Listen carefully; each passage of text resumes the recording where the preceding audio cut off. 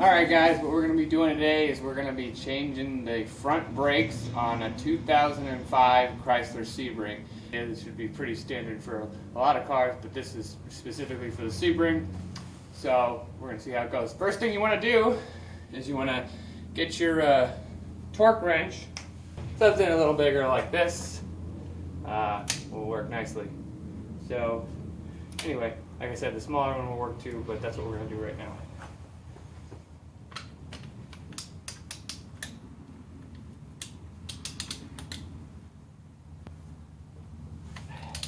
Make sure you loosen your bolts before you jack your car up.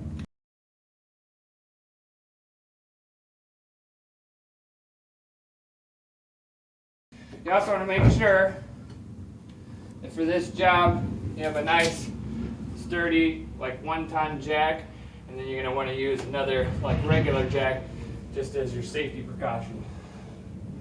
Make sure when you're doing the jack too, that you get it on the frame under there somewhere, or somewhere really stable, so you can easily jack it up.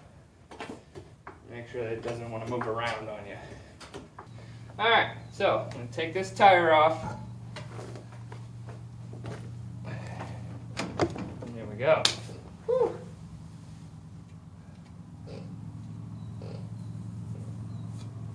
Now when you do this, you may also want to consider replacing your rotors.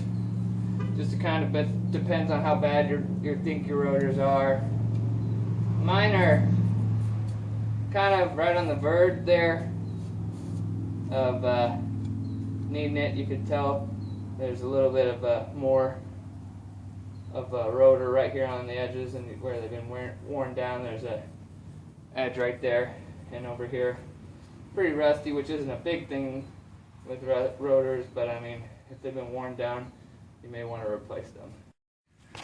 Alright, now what you're going to want to do is you're going to want to remove this wire retainer that's right here on the Sebrings.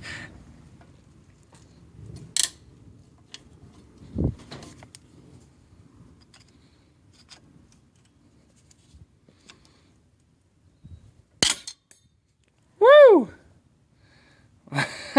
Well, that popped right off. So what you're going to do now is back here on the back side, there's like caps. You'll see. This is what it looks like. Little caps you got to pop off. They've actually, mine come off super easy. If you're more stuck, just get a flathead screwdriver or something like that. Anyway, you take those caps off, and then once you get to those caps, then you're going to get to the 7mm hex or Allen wrench bolts back there. And then you're going to need an attachment for your socket wrench here. Just got this not too long ago. So anyway, put that on there. And you're going to get in here and loosen those up so you can get that caliper off.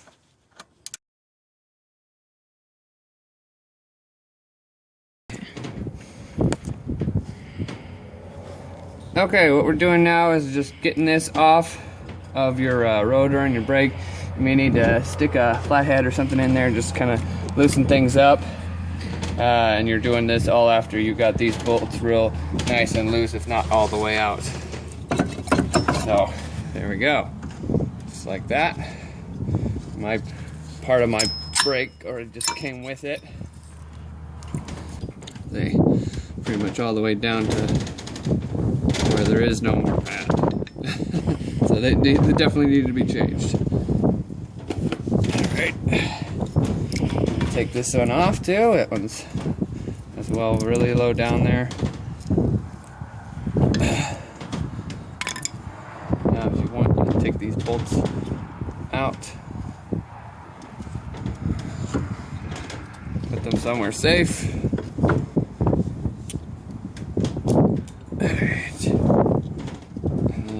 Tie this up somewhere. Okay, well I went ahead and tied this up here, right between there and then just to there. That's fine. And now I'm getting ready to push the caliper down. Okay, I got a C-clamp that's way too big, but it should still work. So just the point is, you know, you do not need to have a clamp that's this, you know, enormous. All right, you just push that down basically until you can't push no more anymore.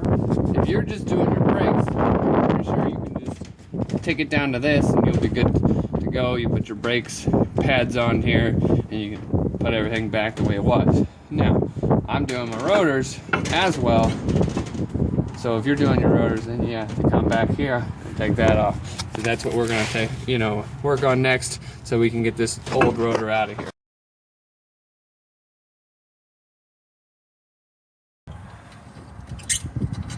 There we go. There we go. And there we go. Alright, if this has got a lot of rust on it or anything like that, you may want to clean that off a little bit. And you may also want to, rotor comes right off like that. You may also want to clean your thing right here, base. Alright, all you gotta do is put this bracket here back on. Get it lined up right on this side. It's kind of weird. The numbers are right side up, on the other side they're kind of upside down, but that's just how it is. And get your bolt, put that back on there.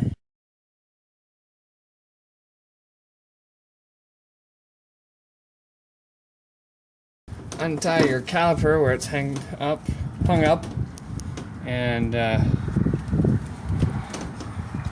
put your brake pads in here. One with this on this side, you put that into the caliper. Fit that in there. Okay.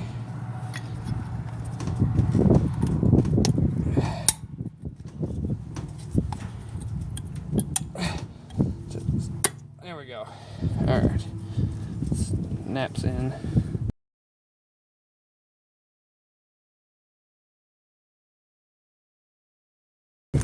Make sure it looks like it's lined up right.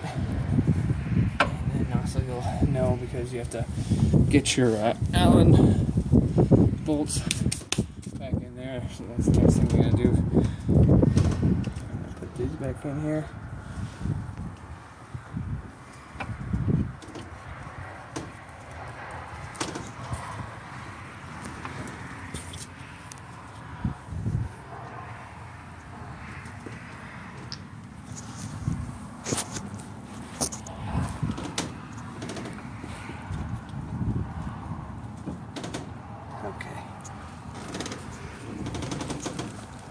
So obviously I'm using my 7mm Allen wrench here to tighten these up. I recommend starting with the top one first. It seems to be easier to get them to line up and catch in there.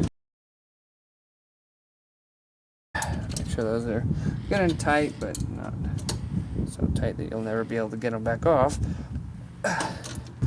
Don't forget to put your little caps back on. That's the easy part. After you put the caps on, then you gotta worry about putting your retainer on, which is not as fun.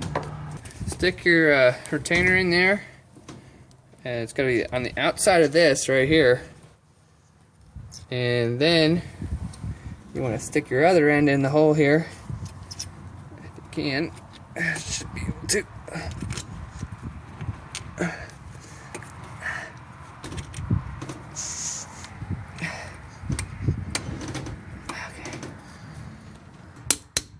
That's in decently enough. There we go. Alright, and now this is actually got up inside here. I did not mean to do that. We're going to see if that'll come out, because that's supposed to be on the outside. There we go. Alright, so you just got to pull that out onto the outside. There we go. Alright. When I did it on the other side for the first time, or at least when I did it for the first time, it was not that fun, but if you do it just right, it's not as bad. Okay, so you get your retainer, you get the caps on,